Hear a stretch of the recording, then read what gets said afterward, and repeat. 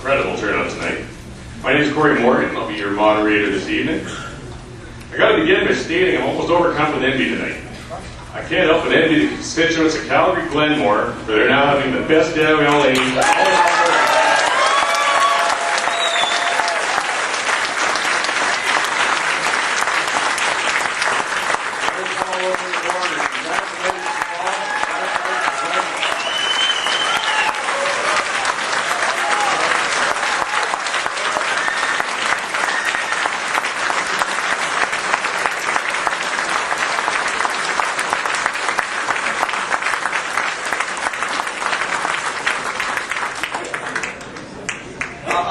I wasn't expecting this, and I thought that this is their night, but I'm so grateful for three great people that have put their names forward. They're running for leadership. It's exciting.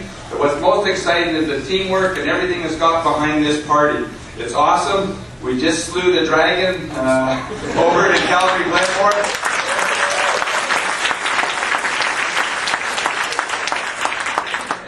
Looking back at it, I didn't think it was a big deal when I accepted the nomination and went on to battle. I thought, oh, it's not a big deal.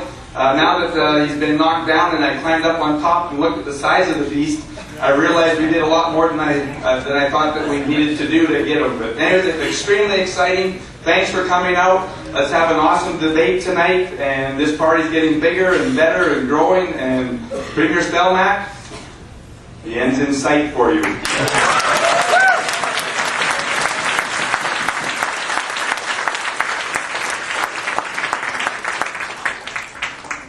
There are still 82 seats left in the legislature that need Wildrose Alliance members sitting on. And one of these three fine people is going to be leading us to that electoral victory. That being said, let's get down to business. The format of this evening's forum is going to go as follows. Each candidate will be given 10 minutes for their opening statements. For question and answer, the candidates will have up to 2 minutes to respond to the questions. For closing statements, candidates will be given 5 minutes to speak. The yellow card will be held up when there's 30 seconds remaining to speak by Matthew over there. And a red card will be held when the time has run out. We did draw from a bucket here earlier with a kind audience member. Our speaking order is going to be, to begin with, Diane, then Jeff.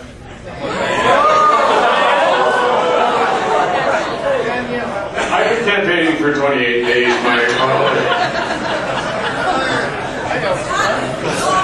well, she's got to get a little mention now somewhere. Danielle, Jeff, and then Mark. And then we'll reverse that order, following that for the closing statements. Now I'm going to get you guys talking. So, and as well, all questions are going to be submitted in writing, as we mentioned before. There are cards in the front, and we'll have people running them up to me. Please try to write them clearly, and we're going to try and avoid duplications and so on and get through as many questions as we can. The cards are at the front table by the entrance there. So, to begin with, our first speaker will be Danielle Smith. Well prepared as always. Danielle's broad experience in advocacy, media, and public policy uniquely qualifies her to carry the Wildrose Alliance positive message of change. Danielle served as Director of Provincial Affairs for Alberta with the Canadian Federation of Independent Business, representing the interests of 10,000 small business members in Alberta at all levels of government. Previously, Danielle worked extensively in media as an editorial writer, television and radio host, and as a commentator and analyst. After earning BAs in English and Economics from the University of Calgary, Danielle got her start in public policy development at the Fraser Institute. Later, she won elected office as a trustee on the Calgary Board of Education and advocated for both landholder and leaseholder rights of the Alberta Property Rights Initiative and the Canadian Property Rights Research Institute. Diane was born and raised in Calgary and is married to David Moretta. It's going to be a long night. Just throw something out. And now Danielle will open.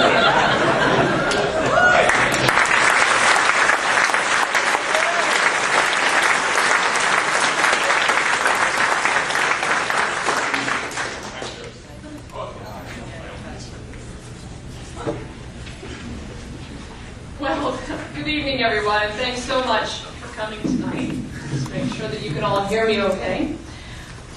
Thanks for the introduction, Corey. My name is Danielle Smith, and I am running for the leadership of the Wildrose Alliance. I'm delighted to see so many people here, And I just want to extend such a warm congratulations to Paul Hinman. He really is not going to only be able to represent the voters of Calgary-Glenmore, but I think he's going to be able to represent the interests of all Alberta voters who want to see a conservative alternative in that legislature. I'm so grateful.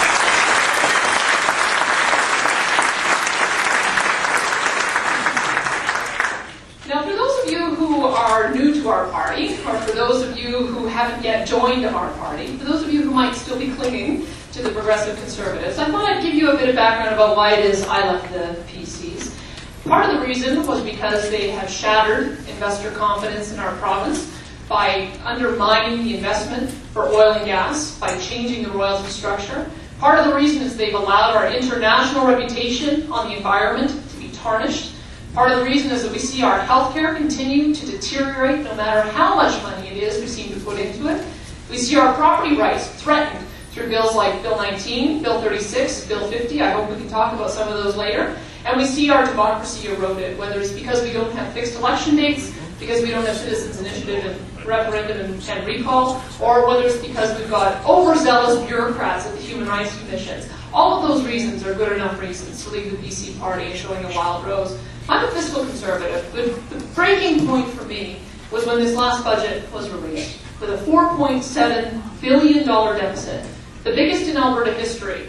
And then we saw an update, a fiscal update, which took it to a $7 billion deficit. If oil and gas prices continue to stay low, there is a very real chance it could be $8 or $9 or $10 billion. They stand to blow through all of our emergency savings within a couple of short years, and I don't really have any confidence that they know how to remedy the problem, how to get us back into balance.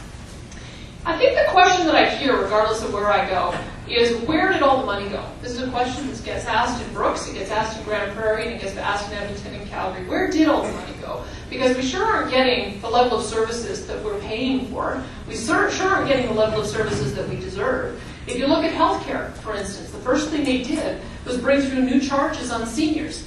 Then they started talking about reducing services. The first was chiropractic, and others are coming. Then they started talking about rural hospital closures. They closed down a bunch of rural helipads and then had to turn them around when the residents of those communities got upset. When you look at education, the K-12 system in Calgary is, we continue to see teachers having overburdened classrooms with lots of kids with English as a second language learning needs or behavioral difficulties with no education assistance to help them in those classrooms. We've heard at the University of Calgary kids having to receive their education in the aisle because there aren't enough seats in the classroom. If you look at nursing homes, Fort McMurray, a community of 120,000 people, no long-term care facility, and the next closest facility is in Cold Lake.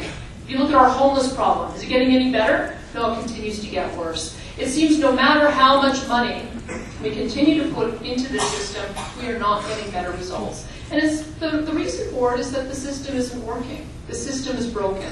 When I look back on Klein and the Klein Revolution, there are two things he did incredibly well.